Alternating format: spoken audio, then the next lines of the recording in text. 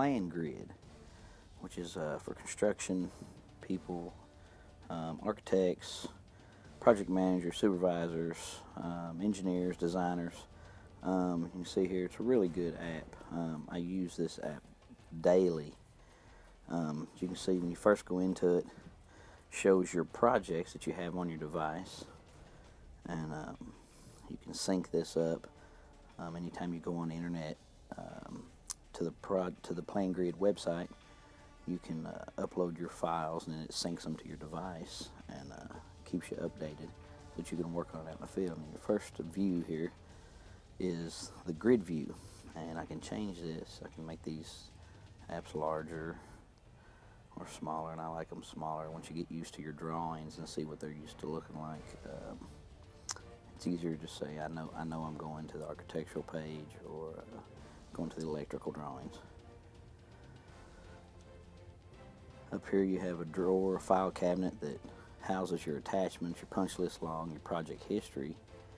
Your attachments, you can see it gives you a nice list. It gives you the date and the time they were uploaded, any changes that were made. I keep my spec books, volume 1 and 2 here, and both of these are pretty heavy volume books, and it saves a lot of space by having to go back to the office and look up a spec or something when I can just go into here and pull them up. We can go in here and look at one. You see as it pulls them up, I'll just go to a page. And here you are, you're looking at 336 pages here, which would be a full book you'd be packing around with you. You can also go into punch list log, and I currently don't have any punch lists on here, but anytime you make a punch list, it'll show up here. And your project history, which is any downloads you've made or updates you've made, shows there's some items I noted to be looked at, sheets that I've added to or modified, and just gives you the time and date when those were done for record. Very good way to look at it. So I'll go in here to the architectural drawing and show you a few things. Here you can see I've got the 30 foot, and this is for a known dimension. If you notice I've got from column to column, I know that it's 30 foot. I can come out here and you'll see column to column is 30 foot. This is how you set your scale. You come in here and calibrate, and it'll tell you to press. You mark a spot here, and drag it across here, and then you type in 30 feet, and then it's calibrated. And you can see the difference in these two. So if I want to remove this one, this one is calibrated to this, I can go back and remove this, and I can do another calibrate tool, and go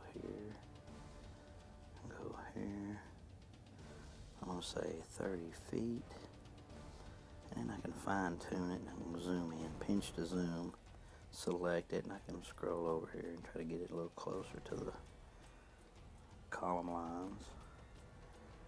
And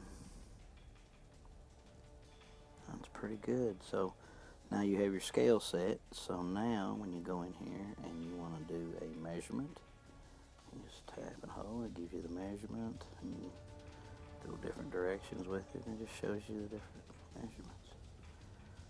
You also have a square footage tool.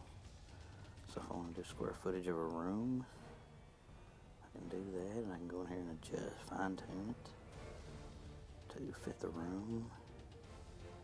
Move it down, zoom in here, and then there's my room. Now let's say I want to do another room beside it. I can change the color and go in here to square foot and drag this one here. And there's the two rooms in different colors. Now what I like about this is if you've got a radius, and anybody that's done any radiuses knows that they're hard to figure out on a set of drawings, but this, I can do this. Let's go through here and go oddball, odd shaped room, just going real quick through this, and there it gives you the square footage of the area you just outlined. I can select it, and I can go in here and make it yellow, and there it is. Now if you notice, I've got these, and also with this, if I want to, I can select remove it, remove, remove.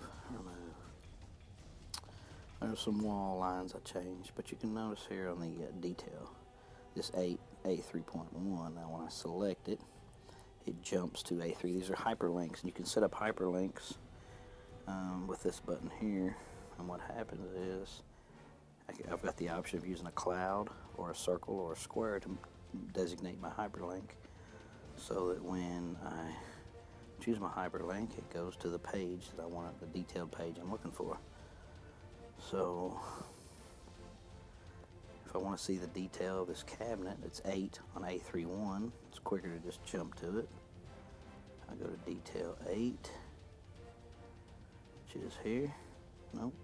Let me find it. There it is, right there. And that's the detail. And then if you notice, also got detail 5 on 2.1, so I can jump to that.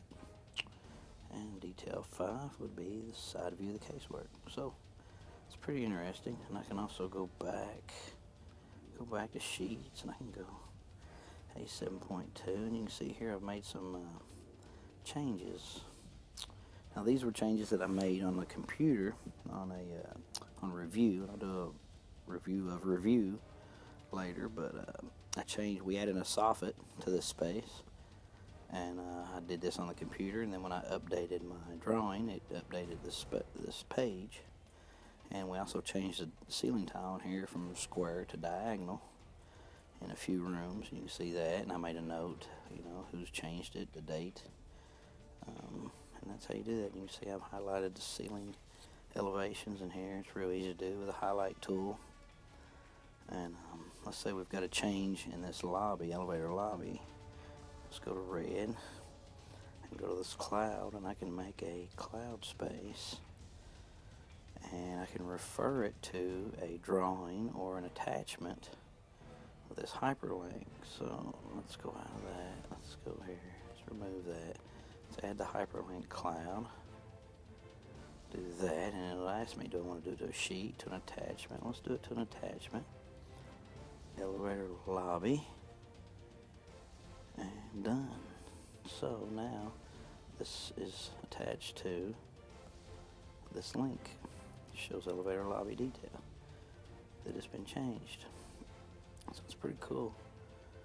It's got a lot of features. Does more than just that. I think I can go on here and delete it, remove it, and it's gone. So it's pretty neat. It does a lot of things. You can take, when you do your punch list, you see on here, let's say I want to say the ceiling tile. So we'll go to acoustical ceiling, and I can drop it here, and I can put notes. Now I can add a picture of the problem. I can retitle it. I can put what room number. I can assign it to someone that's collaborated with us. We've got the electricians, project manager, plumbers will be on here. And you assign that to these people, and it'll send them an email with these changes that need to be made.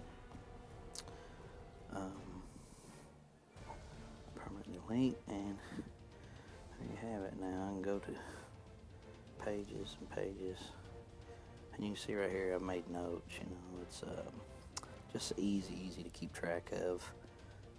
You've got text boxes, circles, lines, so many things you can use.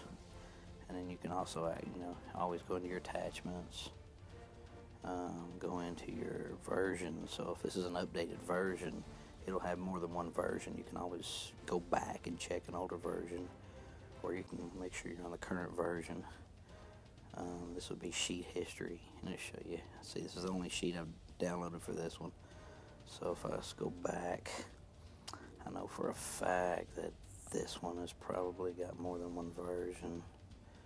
No, it does not. History. There we go. So this is how many times I've fooled with these sheets and made changes to them. But it's a really good app, something I use daily. Now, if I want to email this picture or this whole page, or I can go back out of this and zoom in. And let's say I want to show this. I'm going to a text box, and I'll say remove wall, and I can change the text here, but I like it small. I can put a rectangle around it.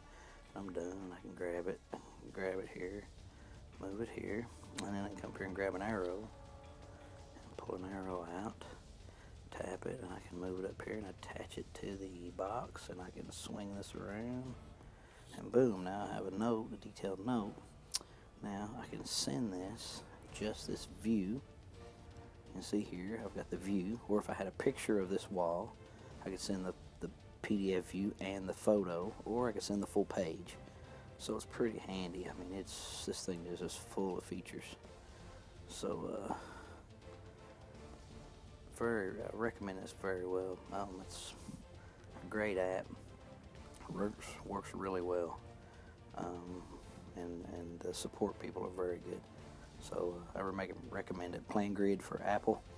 I know they are working on for the same app for Android. Just keep it up to date and look at it and enjoy. Thank you.